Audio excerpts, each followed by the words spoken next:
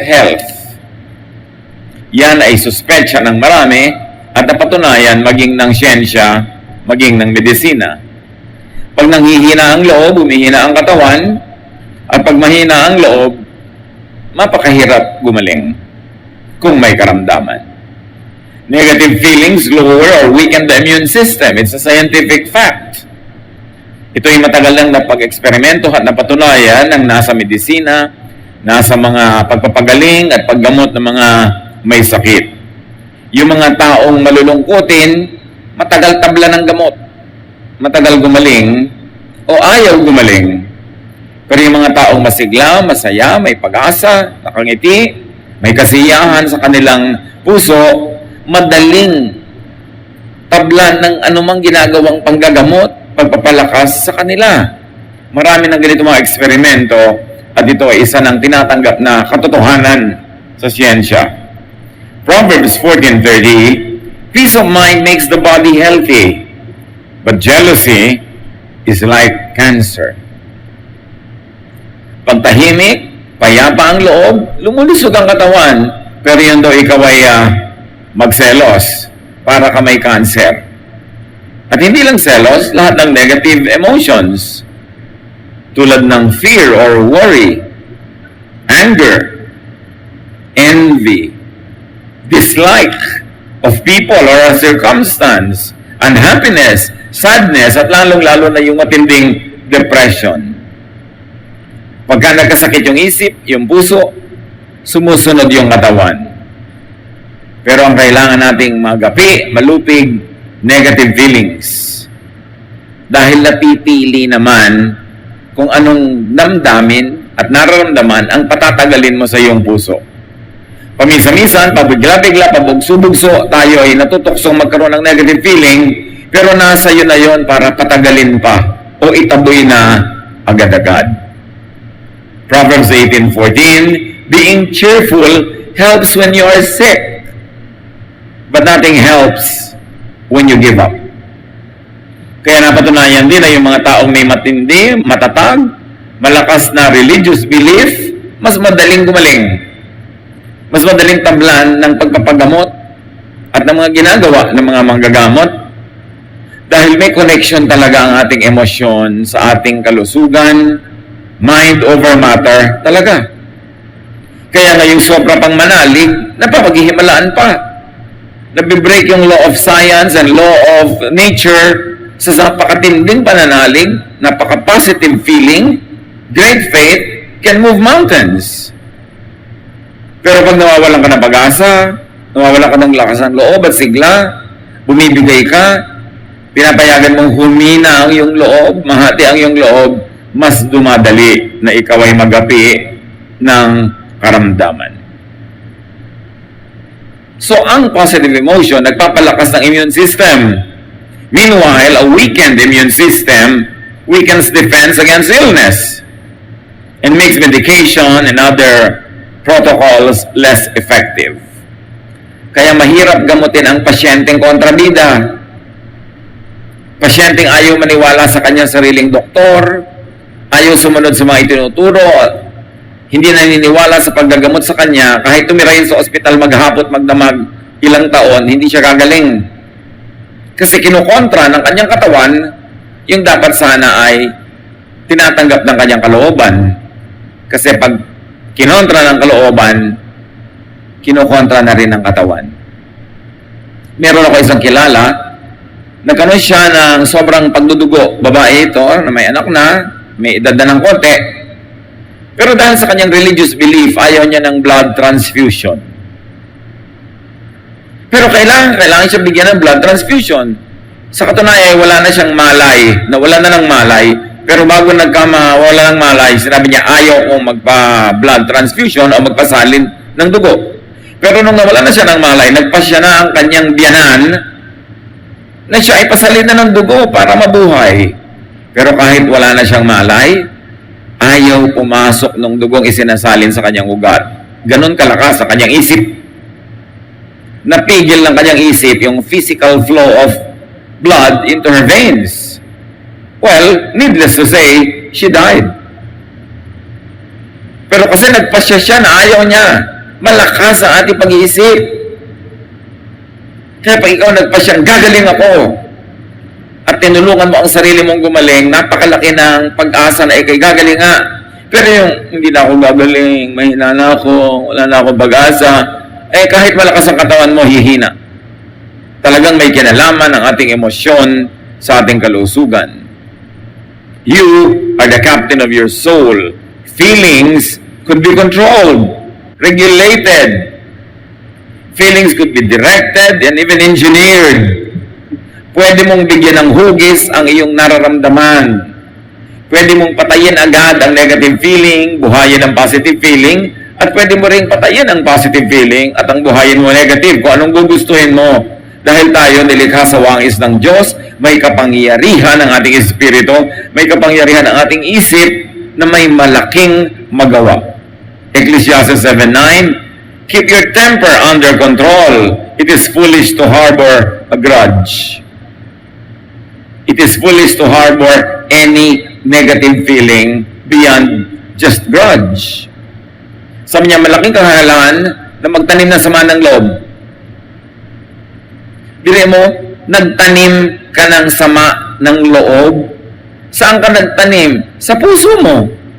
Saan mo itinanim yung sama ng loob? Sa loob mo. So, nasan yung sama? Nasa loob mo. Dala-dala mo kahit saan. So, it is foolish. May nagawa sa iyo mali ang isang tao, nagtanim ka ng sama ng loob, siya natutulog na mahimbing, ikaw hindi.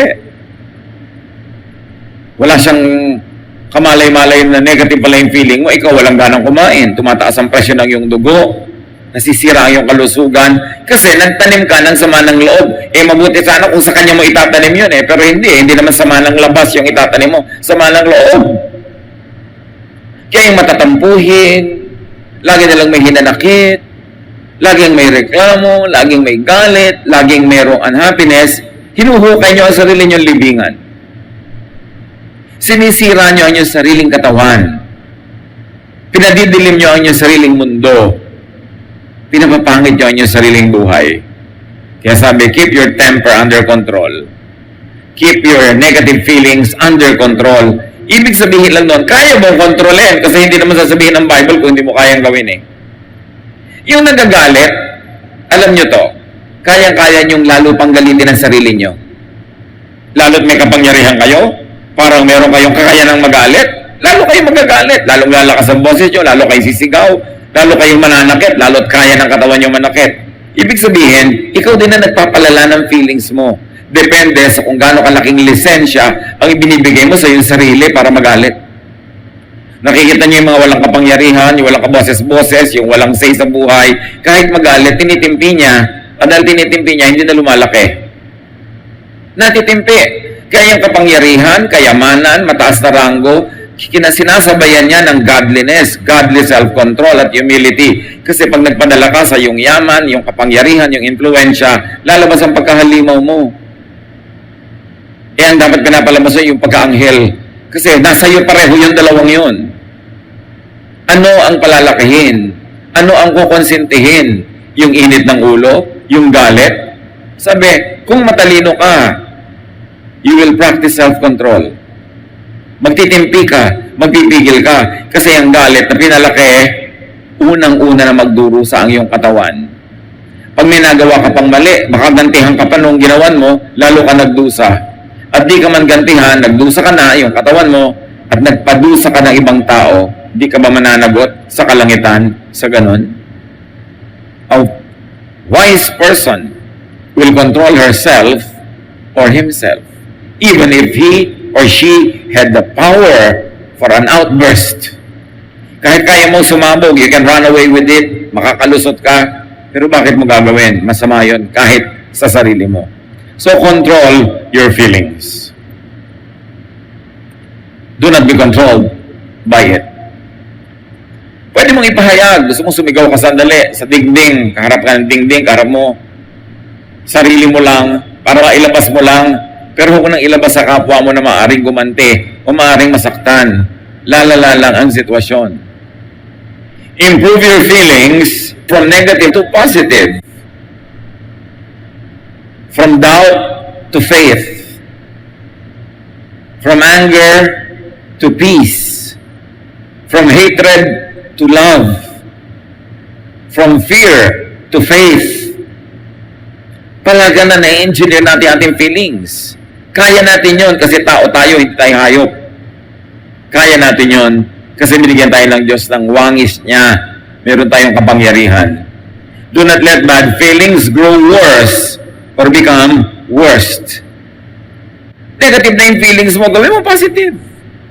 Meron kang ganong kakayanan. And always strive to be happy or happier. Yung pagsaya, desisyon. Pag decided kang sumaya, pasayahin ang sarili mo at pasayahin ang kapwa, magagawa mo yun. Pero pag decided kang hindi ka sasaya, kahit anong gawin ng mundo, hindi ka talaga sasaya. Merong mga tao pupunta pa lang sa isang social event, sa isang party, decided na silang hindi sila mag-enjoy, hindi sila sasaya.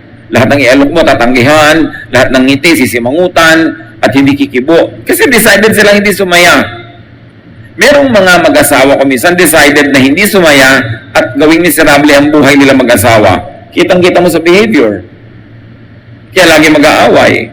Naghahanap lang ng excuse para mang-away. May mga taong decided silang hindi sila sasaya. Pero bakit? When you can decide to be happy. Purpose to be happy. Yung sasabihin mo sa sarili mo, hahanap ako ng ikasisiya at i-enjoyin ko. Hindi ba ang sabi? Ask and it will be given you. Seek and you will find. Knock and the door will be open to you. So ask, seek, and knock for loneliness, you will find loneliness because whatever you ask will be given to you. But when you ask, seek, and knock for happiness, you will receive it because those who seek will find. Those who ask will receive, and to those who knock, the door will be open. The choice is yours. Happiness makes you smile. Sorrow can crush you.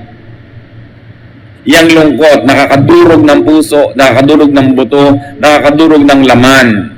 Ang kalungkutan ay maituturing na isang uri ng sakit. Dapat gamutin, dapat itaboy, at dapat huwag manghawa.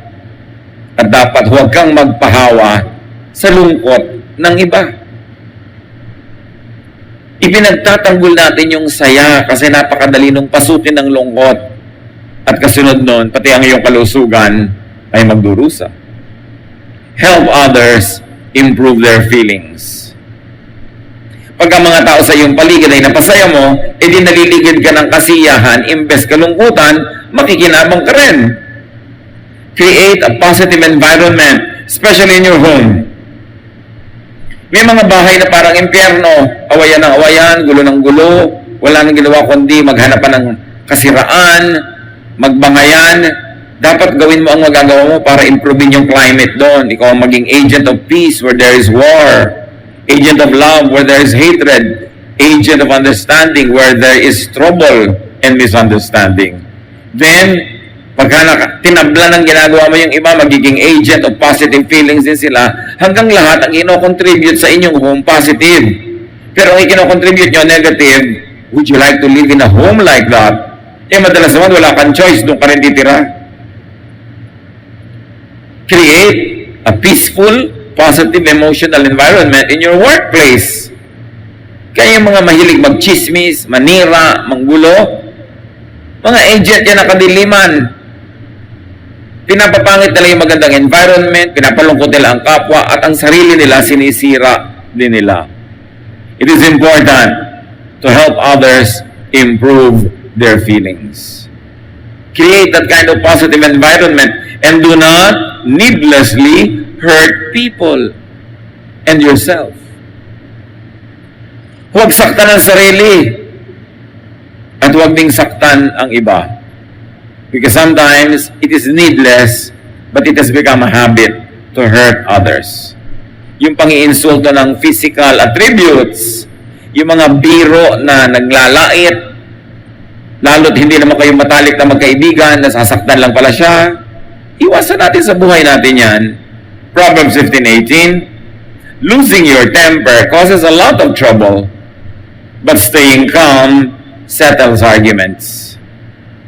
So pagka merong dapat pagtalunan, may pinagkakaiba ng opinyon, ang unahin ay manahimik. Pababain ang emotions. Alisin ang mga galit. Palamigin ng ulo. At kung malamig na, tsaka nila mag-usap para ayusin ang dapat ayusin. Pero walang naayos sa mga taong nag-uusap habang mainit ang ulo. Lumalala lang. Mas lumalaki ang damage at pare-pareho lang na nasasaktan at nagdurusa.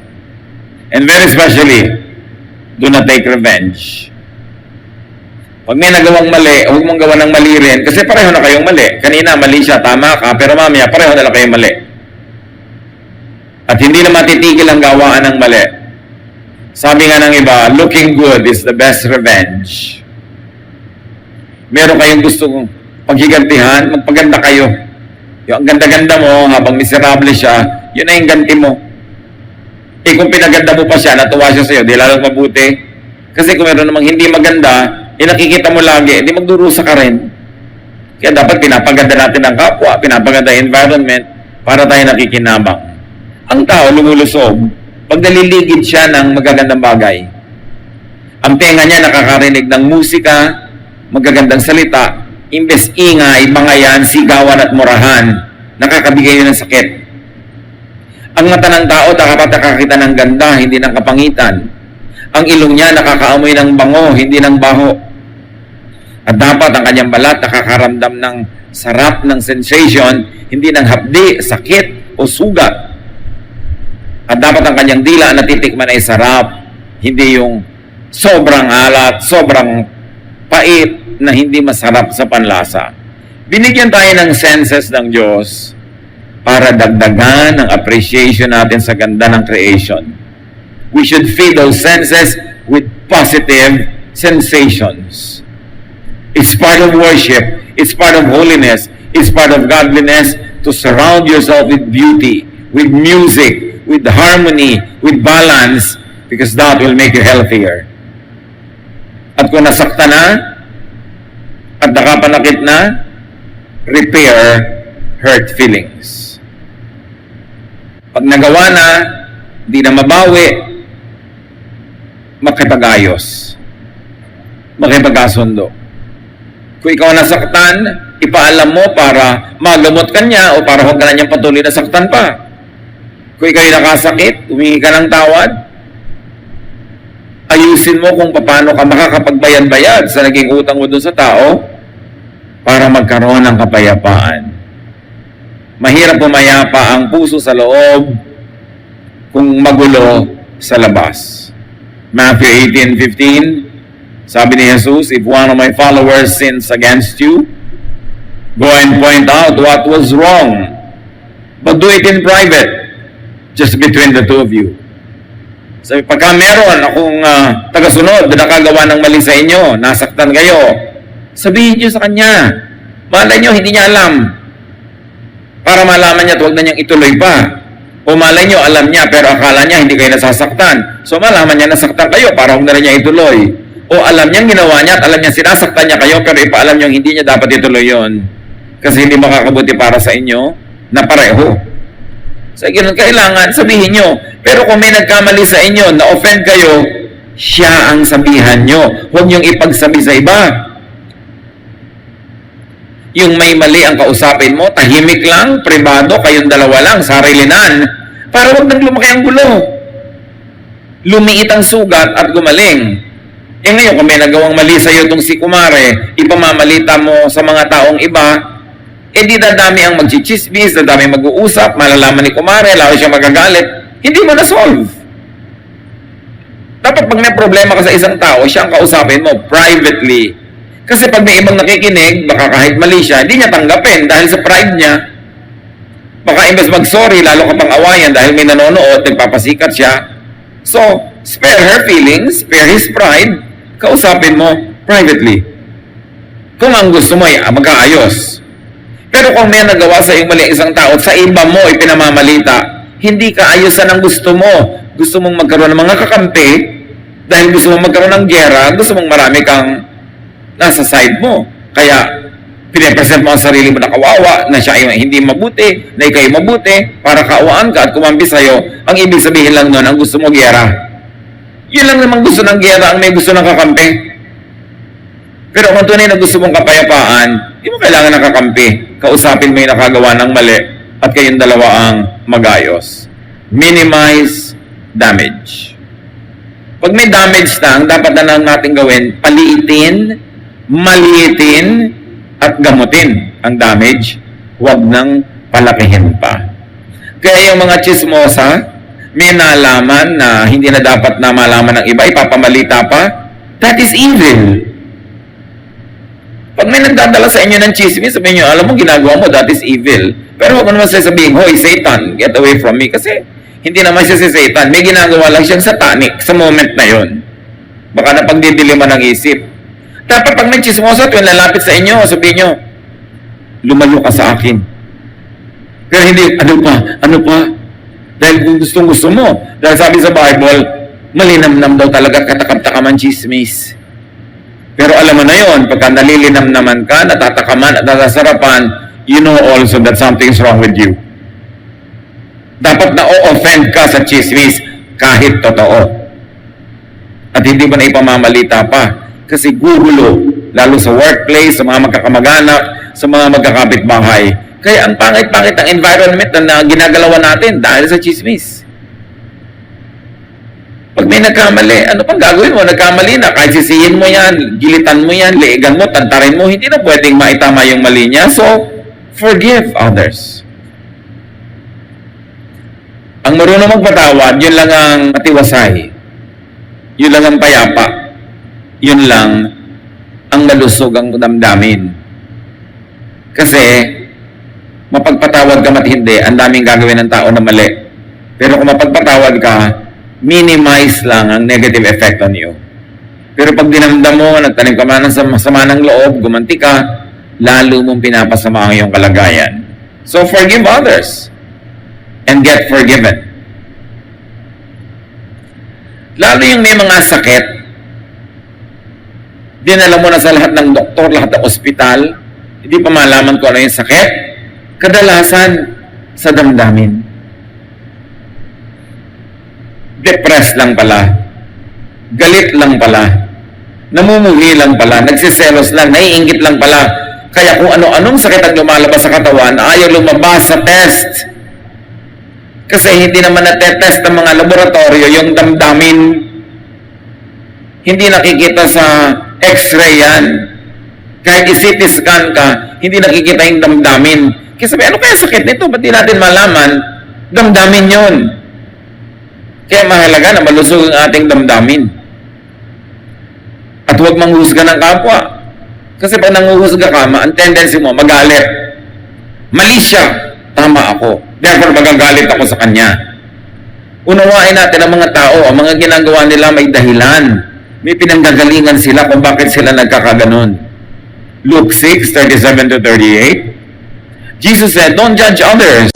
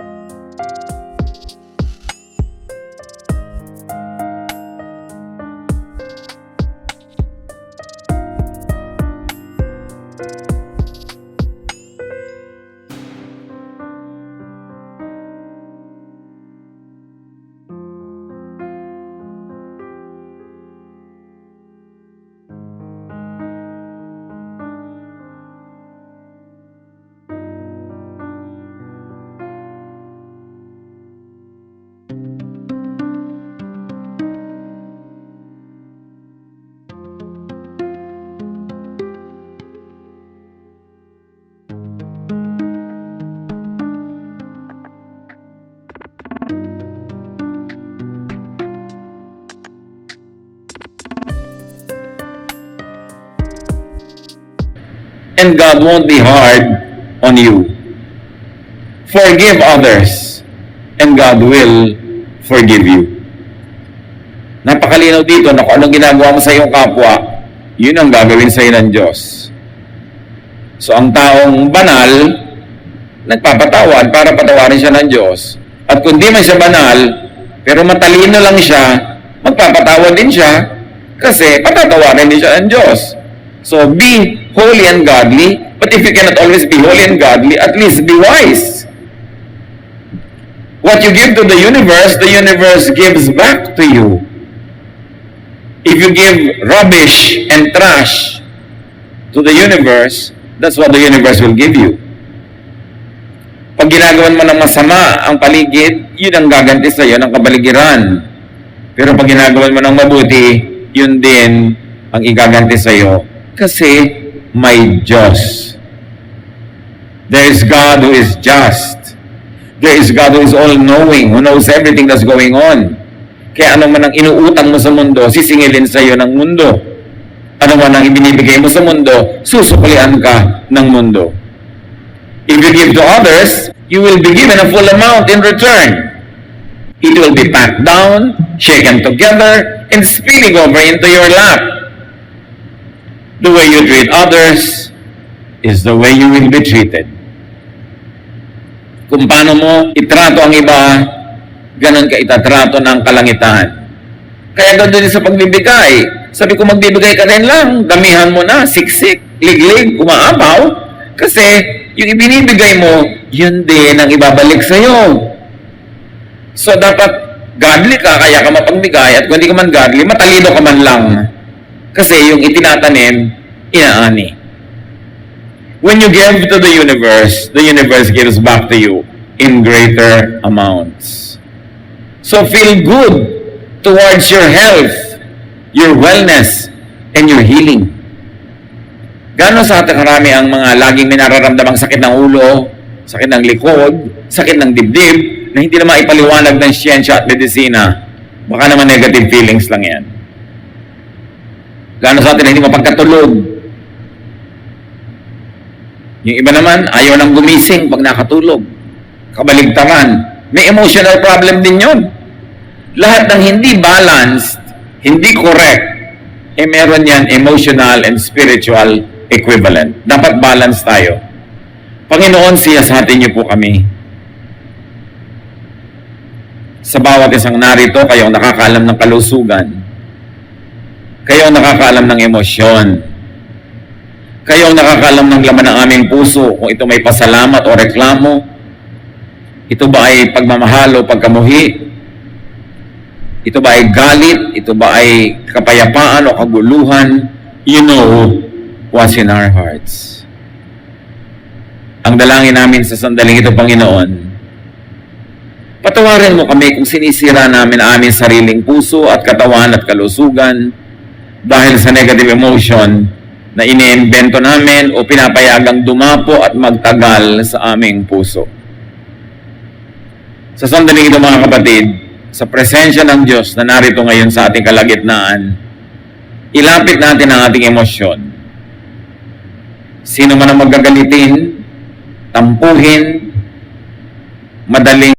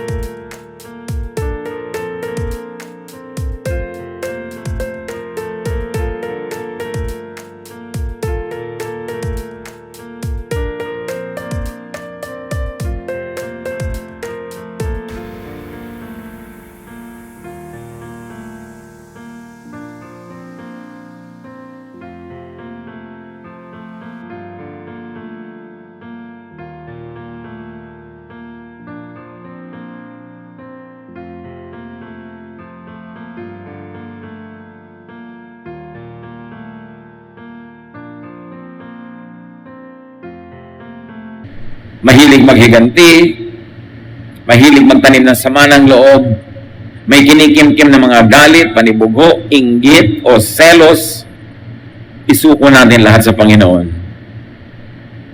Hayaan natin na ang pagsusuko natin ng mga bagay na ito ay maging dahilan ng paglusog ng ating katawan, ng ating isip, at pagsaya ng ating buhay. Spend some time with the Lord in silence.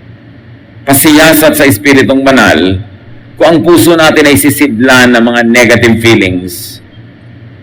Anger and all negative feelings are like acid. They destroy its container. And the container is our heart. Dear Lord, forgive us kung nagiging pabaya kami sa pag-aalaga ng aming kalusugan dahil pinapayagan namin pamugaran kami ng negative feelings. Takot,